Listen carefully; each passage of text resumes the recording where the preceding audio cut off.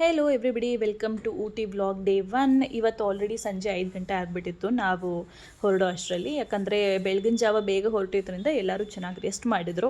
And ನಮ್ಮ ಸ್ಟೇಯಿಂದ botanical garden ಬಂದು almost 1.2 to 1.4 kilometre ಇತ್ತು. ಆ್ಯಕ್ಚುಲಿ ಬೈ ವಾಕ್ ಬರೀ 900 ಮೀಟರ್ಸೇ ಇದ್ದಿದ್ದು, ಬಟ್ ನಮ್ಗೆ ಅದು ಗೊತ್ತಿರಲಿಲ್ಲ. ಹಾಗಾಗಿ ನಾವು ಕಾರಲ್ಲೇ ಹೋದ್ವಿ.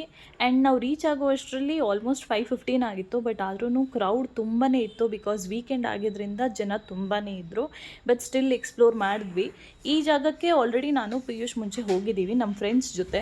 ಬಟ್ ನನ್ನ ಫ್ಯಾಮ್ಲಿ ಜೊತೆ ಹೋಗಿದ್ದು ಫಸ್ಟ್ ಟೈಮ್. ಆ್ಯಂಡ್ ಅವರು ಇದನ್ನು ಮುಂಚೆ ನೋಡಿಲ್ಲದೆ ಇರೋದ್ರಿಂದ ಅವರನ್ನೆಲ್ಲ ಇಲ್ಲಿಗೆ ಕರ್ಕೊಂಡು ಹೋದೆ. ಒಂದು ಚೆನ್ನಾಗಿರೋ ಜಾಗ, ಒಂದು ಫ್ರೆಶ್ನೆಸ್ ಬರುತ್ತೆ ಅಂತ ಹೇಳಿ. ಆ್ಯಂಡ್ ಅದಾದಮೇಲೆ ಕಿನ್ನೂ ಕೂಡ ತುಂಬಾ ಎಂಜಾಯ್ ಮಾಡ್ದೆ ಇಲ್ಲಿ. ಯಾಕಂದರೆ ಫುಲ್ ಖಾಲಿ ಸ್ಪೇಸ್ ಇತ್ತಲ್ಲ, ಅಲ್ಲಂತೂ ಅವನಂತೂ ಫುಲ್ಲು ತುಂಬಾ ಓಡಾಡ್ದ ಆ್ಯಂಡ್ ಮಲ್ಕೊಂಡು ಉಳ್ಳಾಡ್ತಾ ಇದ್ದ. ನಾವು ಎಂಜಾಯ್ ಮಾಡಲಿ ಅಂತ ಬಿಟ್ಬಿಟ್ಟಿದ್ವಿ. ಆ್ಯಂಡ್ ಇದರ ನೆಕ್ಸ್ಟ್ ಡೇ ನಾವು ಇನ್ನೂ ತುಂಬ ಪ್ಲೇಸಸ್ನ ಎಕ್ಸ್ಪ್ಲೋರ್ ಮಾಡಿದ್ದೀವಿ. ಅದು ಎಲ್ಲೆಲ್ಲಿ ಹೋಗಿದ್ವಿ ಅಂತ ನೆಕ್ಸ್ಟ್ ವೀಡಿಯೋಸಲ್ಲಿ ನಿಮಗೆ ತೋರಿಸ್ತಾ ಹೋಗ್ತೀನಿ.